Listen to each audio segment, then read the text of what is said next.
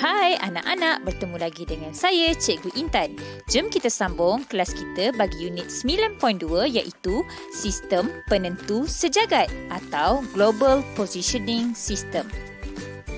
Pada akhir kelas ini, kamu akan dapat menjelaskan tentang sistem penentu sejagat iaitu GPS dan juga dapat mengaplikasikan sistem koordinat GPS untuk tujuan navigasi. Video ini menunjukkan seorang lelaki yang sedang memandu dan tersesat di satu kawasan. Pernahkah kamu berada dalam situasi ini? Apa yang akan kamu lakukan untuk mencari jalan pulang? Cuba kamu fikir. Ya, betul. Tepat sekali. Kamu pasti akan menggunakan aplikasi dalam telefon kan? Almaklumlah dah sampai wawasan 2020 ni.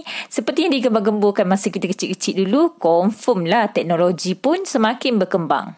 So, apa lagi? Gunakanlah teknologi yang ada. Untuk pengetahuan kamu, banyak sangat apps yang digunakan oleh orang ramai masa kini dan antara yang popularnya adalah Waze dan juga Google Map.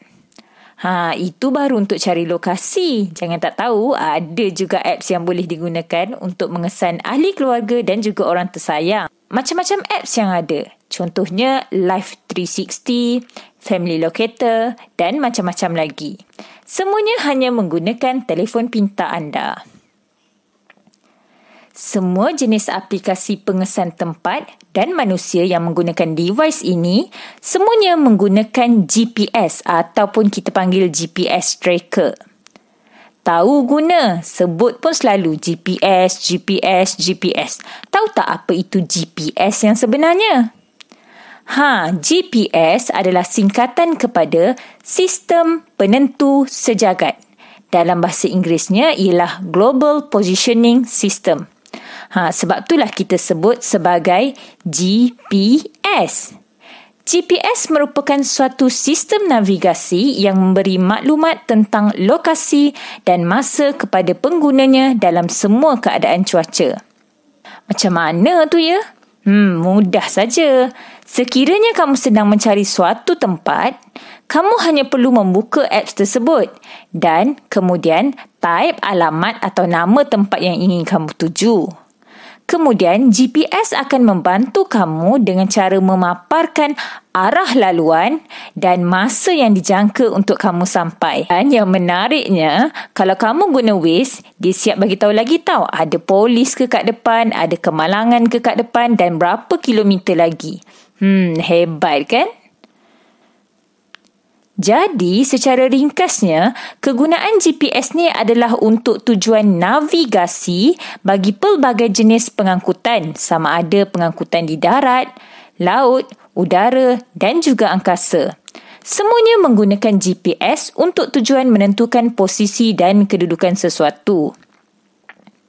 Banyak tahu negara yang telah membangunkan sistem GPS ini dan antara contoh satelitnya adalah yang pertama Navstar, Navstar. Ia merupakan sistem satelit yang dibangunkan pada tahun 1973 dan beroperasi sepenuhnya pada tahun 1994. Yang kedua, Galileo, Galileo, iaitu sistem satelit yang dibangunkan oleh Kesatuan Eropah yang berpengkalan di Paraguay, Republik Czech. Kemudian diikuti dengan yang ketiga iaitu GLONASS, GLONASS, yang merupakan sistem satelit ciptaan Rusia dan rekaannya hampir sama dengan Navstar. Ia mula beroperasi sepenuhnya pada tahun 2011. Akhirnya, BEIDOU, BEIDOU, yang dibangunkan oleh Kerajaan China bermula pada tahun 2000 dan ia sepenuhnya beroperasi pada tahun 2020. Menariknya, sistem satelit BEIDOU ini dikatakan lebih hebat berbanding dengan Navstar yang buatan AS tadi. Ini kerana ia mempunyai ketepatan yang lebih tinggi berbanding yang lainnya. Kerajaan China sangat yakin sistem mereka ini mampu menetapkan lokasi yang bukan sahaja pada ukuran meter, malah pada ukuran sentimeter dan juga milimeter. Wow, mengagumkan.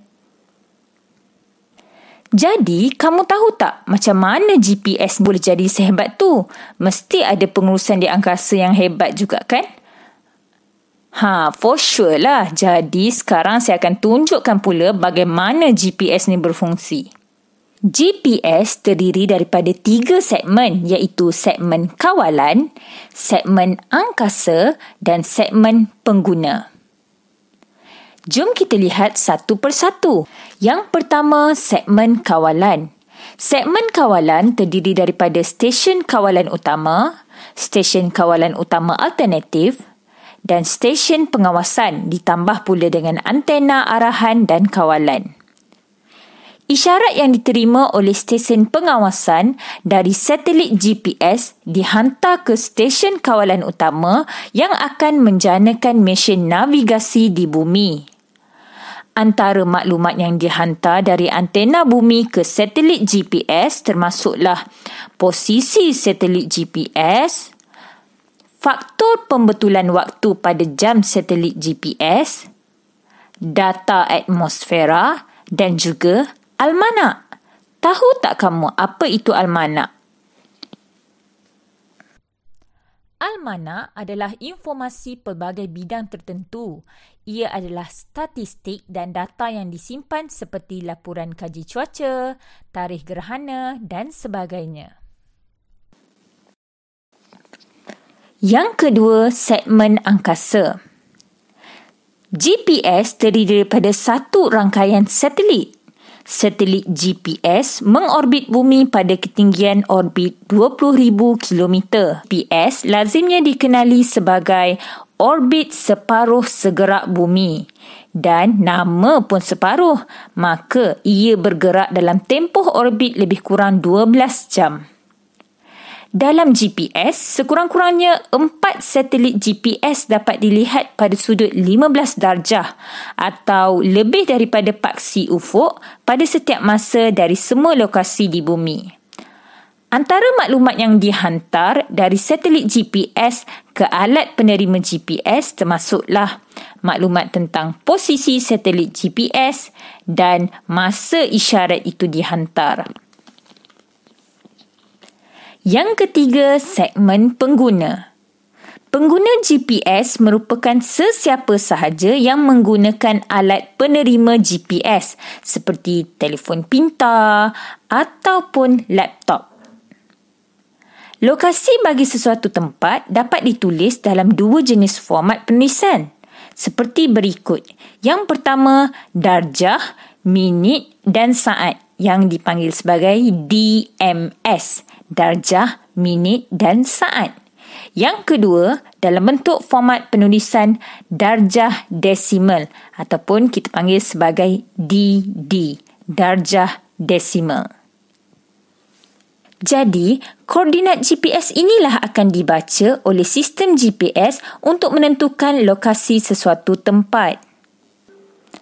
Nak tahu lebih lagi bagaimana cara membaca koordinat GPS? Dan nak tahu apa kaitan antara latitude dan longitude dalam koordinat GPS? Bagaimana pula arah timur dan barat dapat ditentukan dalam format DMS? Dan apa pula yang dimaksudkan dengan garisan Greenwich? Kalau kamu nak tahu, jom ikut cikgu ke kelas online. Kita akan sama-sama buat aktiviti mencari lokasi menggunakan GPS tracker. Jadi, sebagai penutup video ini, jom kita sama-sama saksikan kejadian-kejadian lucu bagi orang yang pernah menggunakan Waze. Ini hanya gurauan je ya.